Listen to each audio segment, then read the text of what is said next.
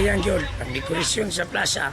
Biglang nasunog ang isang malaking Christmas decor bago pa ilawan ng mga dekorasyon sa plaza ng Dumanhog, Cebu. Sa investigasyon ng Fire Department, posibleng nagsimula ang sunog sa mga spark sa welding ng dekorasyon na nahulog sa ibang palamuting gawa sa styrofoam at kurtina. Walang nasaktan o nasawi. Natuloy rin ang lighting ceremony. Bago ngayong gabi, ipinasara ng customs ng siyam na warehouse sa Bulacan na may mga sako-sakong imported na bigas pero hinihinalang smuggled. May report si Katrina Son. Mahigit kalahating bilyong piso. Ganyan daw ang halaga ng mga libo-libong sako ng imported na bigas na naabutan ng Bureau of Customs sa siyam na ininspeksyong warehouse ngayong gabi sa Bukawi, Bulacan. Karamihan sa mga bigas galing umano sa Thailand, Myanmar, Pakistan at Vietnam. Hinala ng customs, nagbebenta sila ng mga smuggled na bigas. Iniimbestigahan din kung naghahalo sila ng imported at local na bigas saka ibinebenta ng mahal. Dehado raw rito ang ating mga magsasaka. Meron tayong kinonduct na surveillance sa direktiba ho na ating Pangulo na higpitan ng anti-smuggling operations against agricultural smuggling dahil sa pagkakabatas po ng panibagong economic sabotage. Walang humarap na may-ari ng mga warehouse. Ang naabutan, mga tindera o bantay lang daw. Hiningan sila ng customs ng permit kasama ang proof of payment ng duties and taxes mula sa Department of Agriculture. Pero wala silang naipakita kaya ipinasara ang mga bodega. Dapat on hand po ito na pinapakita kagad. Nirarason nga lang ho ng ating mga binisita ay nasa kanilang mga opisina raw. Wala pa ho na ipapakita. Kaya nakaselyo ho po sila ngayon. Binibigyan ng 15 araw ang mga may-ari ng bodega ng bigas dito sa Bukawi, Bulacan na ininspeksyon para magsumite ng mga kinakailangang dokumento para patunayan na hindi smuggled ang kanilang mga ibinibentang bigas. Kapag hindi raw nila ito na isumite ay tuluyan ng ipapasara ang kanilang mga bodega ng bigas. Katrina Son, nagbabalita para sa GMA Integrated News. Bistado sa Alaminos, Pangasinan ang isang bar na pugad umano ng sexual exploitation. Nasagipang 10 babae, 7 ay minor de edad pa. Ang isang nasagip may bitbit pang bata. May report si CJ Turida ng GMA Regional TV. Sa NBI kami at sa DSWD, okay? Nang salakayin ng mga tauhan ng NBI, City Social Welfare and Development at iba pang otoridad ang bar na ito sa Alaminos City, Pangasinan, nakita nila ang ilang babae at customer kasama ang isang may kalong-kalong pangbata. Bakit may bata dito? Kaninong anak yan? Ang bar, sangkot umano sa human trafficking ng mga kababaihan na nagtatrabaho bilang guest relations officers o GROs. Nagbibigay raw sila ng sex service sa mga customer sa halagang 1,500 hanggang 1,700 pesos. Sinagip ang 10 kababaihang umano'y biktima ng sexual exploitation. 7 sa kanila ay mga menor de edad base sa kanilang dental aging examination. May from Bulacan, Cavite, Manila. Meron ding pang from Lingayen, Pangasinan po. Usually po, economic pangangailangan po financially. Dinala sila sa Provincial Social Welfare and Development sa Lingayen para sa counseling at social protection. Arestado ang 5 tao na subject ng operasyon. Ang may-ari ng bar, 3 cashier at 1 waiter. Ang defense po nila is hindi naman daw po nila alam na minor de edad ang mga ito kasi they presented documents na off-age na po sila. Nakadetain sila sa NBI habang hinihintay ang utos ng korte sa kanilang kaso. CJ Torida ng GMA Regional TV, nagbabalita para sa GMA Integrated News. DFA na mismo ang nagkumpirma. Sa Miyerkules na uuwi ng Pilipinas si Mary Jane Veloso, ang kababayan nating halos 15 taong nakulong at muntik bitayin sa Indonesia. May report si Joseph Moro. Oke, terima kasih teman-teman ya. Bentar Pak. Bentar Pak. Masaya at kumakaway si Mary Jane Veloso sa basta sumundo sa kanya sa Yogyakarta papunta sa detention facility sa Jakarta, Indonesia kung nasaan siya ngayon. Kinumpirma ni DFA Undersecretary Ed De Vega ang pahayag sa Agence France Presse ng Acting Deputy for Immigration and Corrections Coordination ng Indonesia na nakatakdang ilipad pa uwi ng Pilipinas si Veloso sa Miyerkules, December 18. Matutuldukan na ang halos 15 taong pagkakasadlak niya sa kulungan at death row sa Indonesia matapos makitaan sa bagahe noong April 2010 na mahigit 2 kilong droga na heroin. Inapela ng Administrasyong Aquino at Marcos ang kaso ni Mary Jane hanggang magpasya ang bagong Pangulo ng Indonesia na pakawalan ng mga preso nilang dayuhan. Dito na hiniling ni Pangulong Marcos na isama sa review ang kaso ni Mary Jane. Noong nakaraang buwan, sabi ng Pangulo uuwi na si Mary Jane na sinelyuhan sa kasunduang pinirmahan ng Indonesia at Pilipinas nitong December 6. Ngayon, sabi ng National Union of People's Lawyers, nasa Pilipinas na ang kapalaran ni Mary Jane. Kahit na legal yung kaso sa Indonesia, dahil nailipat na yung custody physical dito, yung political ay nasa Pilipinas. Sabi ng Justice Department, diretso siya sa Correctional Institute for Women para ipiit, kaya hiling ng pamilya Veloso executive clemency. Umaasa ang pamilya Veloso na sa dulo ng halos 15 taon nilang pakikipaglaban para kay Mary Jane ay ang pagbuo ulit ng kanilang pamilya. Talagang halikan namin, ipaghanda namin yung gusto niyang pagkain na yung adobong baboy. Hindi na ako marunong magtagalog.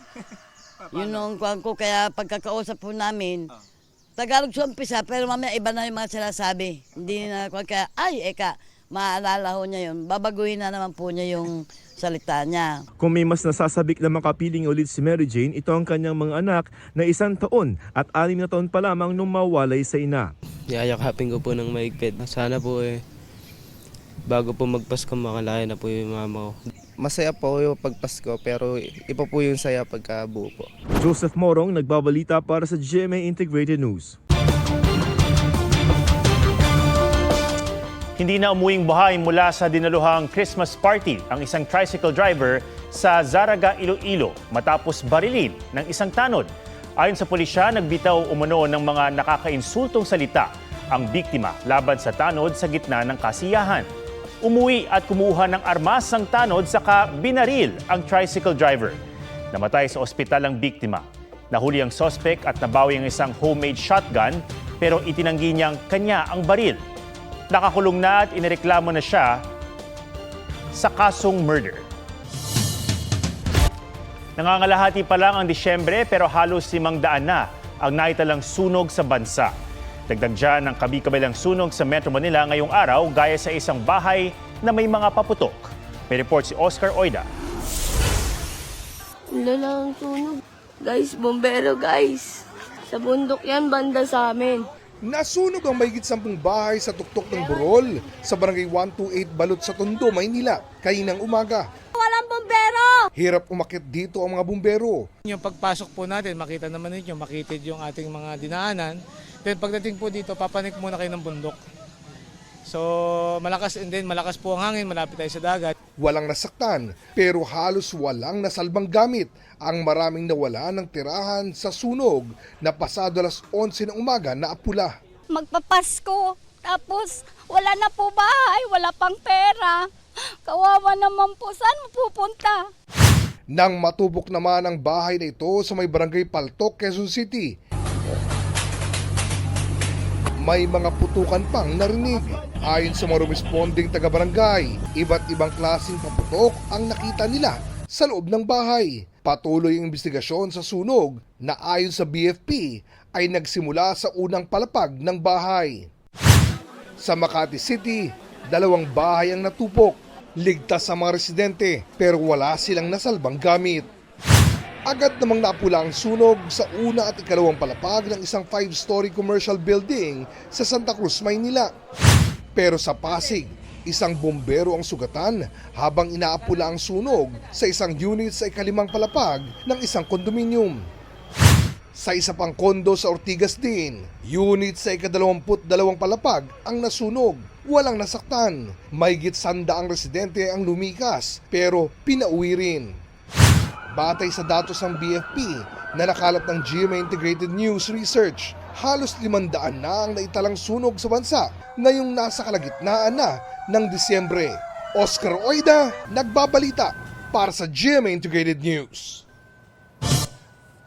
Generally peaceful ayon sa PNP ang pagdaraos ng una sa siyam na simbang gabi bago ang araw ng Pasko. Ang debosyong ito ay sinasabuhay ng mga Pinoy sa loob at labas ng bansa. May report si June Veneracion.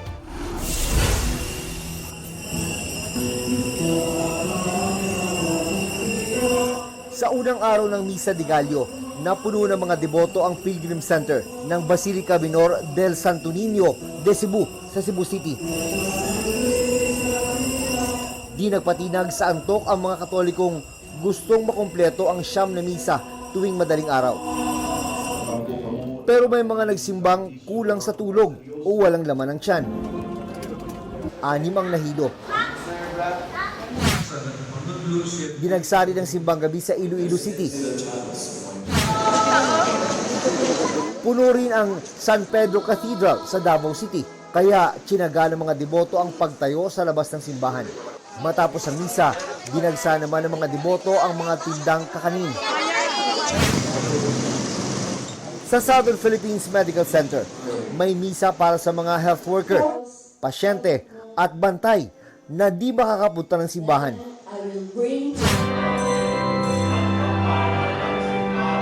Sa dami naman ng simbang gabi sa Bulacan, napuno ang loob at labas ng mga simbahan.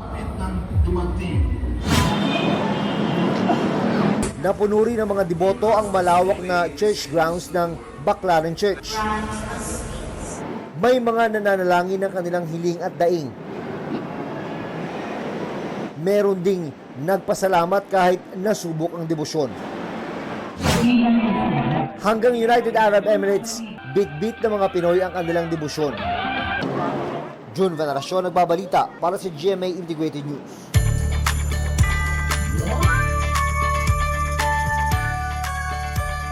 Siyam na araw bago ang Pasko, na ika nga'y panahon para sa mga bata. Ano nga ba ang ideal gifts bukod sa mga laruan? Alamin sa report ni Katrina Son. Ngayong Pasko, ano kaya ang mga regalong gustong matanggap ng mga bata? Laruan po, raketa lang po. Si Mami Maricar, toys ang plano raw ibigay sa anak. Tuwang-tuwa na po siya, ganun po yung ano niya. Nakakapag nabigyan siya ng mga laruan, magte-thank you po talaga siya. Pero ibang kabataan, hindi laruan ang nais matanggap. Libro po para mapagbasa. Sapatos po. Tipikal ding regalo ang damit, alkansya, stickers, water bottles o baonan. Pwede ring mga libro, art materials o musical instruments para mahasa ang creativity ng mga bata. Kung di naman material na bagay, why not a ticket to a museum, aquarium o zoo? O kaya'y i-enroll sila sa sports, dance o music class. Si Mommy Mary Joy Sarmiento, imbes na laruan, headband na gawa niya ang ireregalo sa mga anak. Nakapag mother and kids bonding pa sila sa handicraft. Hindi pa agad nasisira at napagsasawaan ang gamit. Yung di agad sisirain kasi mahal po yung bili ngayon, di ba? Ayon sa isang eksperto, may handog ng mga benepisyo ang mga non-toy gift. Ito ay mas nagkakaroon ng meaning because sometimes tinuturuan ng ating mga anak on mga value and character formation which are very important kung gusto natin itong ma-develop sa kanila. Nade-develop din daw sa mga bata ang value of sharing, pagiging grateful o mapagpasalamat at service o kahandaang maglingkod. Balance pa rin na hindi lang siya puro toys but at the same time pwedeng actions na nagka-create pa rin ng memories and mga moments na natitreasure nila with that bond nila with the family. Katrina Son, nagbabalita para sa GMA Integrated News. Widows War star Carla Abellana naging instant fan ng F1 matapos dumalo sa Abu Dhabi Grand Prix. Suspect! Takot sa partner! Dennis Trillo at Ruru Madrid ng GMA Pictures MMFF entry na Green Bones pumasa sa Suspect Challenge. Anong klaseng partner ba yan? Sa romantic partner! Pareho! South Korean actress Jang Nara, ginulat ang fans nang i-reveal na dati siyang nagka-stomach ulcer at intestinal perforation. Minsan na rin daw niyang naisip na mag-quit sa kanyang acting career. Sa Hollywood, Jennifer Garner, Ben Affleck at Jennifer Lopez reunited para suportahan ang kani-kanilang mga anak sa isang play. Aubrey Carampel nagbabalita para sa GMA Integrated News. Huwag magpahuli sa mga balitang dapat niyong malaman. Mag-subscribe na sa GMA Integrated News sa YouTube.